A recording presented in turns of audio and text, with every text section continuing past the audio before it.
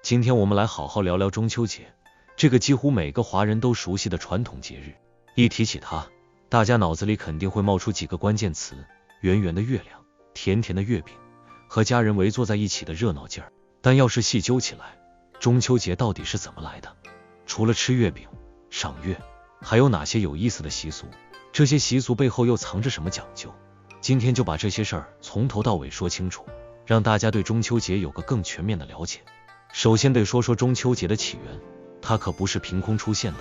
而是跟着我们古人对月亮的观察和崇拜慢慢发展来的。早在几千年前的上古时期，人们就特别重视对月亮的祭祀，因为当时的人们觉得月亮能影响农业生产，月亮圆的时候，往往也是农作物成熟的季节，所以会在秋天举行祭月仪式，感谢月亮和天地的庇佑，祈求来年还有好收成。这种祭月的传统，就是中秋节最早的雏形。到了唐朝的时候，中秋节才算真正定型，成为一个全国性的节日。那时候的人特别喜欢在中秋这天赏月，不管是皇宫里的贵族，还是普通老百姓，都会在这天晚上走出家门，看看天上的圆月，有的还会写诗、喝酒，抒发自己的心情。我们现在熟知的很多关于月亮的诗句，比如举头望明月，低头思故乡，其实都和古人中秋赏月的习惯有关。后来到了宋朝，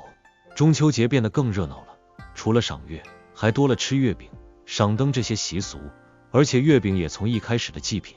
慢慢变成了节日里家家户户都要吃的美食，一直传到现在。接下来重点说说中秋节的习俗，这些习俗就像一串糖葫芦，每个都有自己的味道，凑在一起才是完整的中秋味。第一个必须说的就是赏月。中秋这天的月亮，在大家心里是一年中最圆、最亮的。为什么大家这么看重赏月呢？因为圆在我们的文化里有特别好的寓意，代表着团圆、圆满。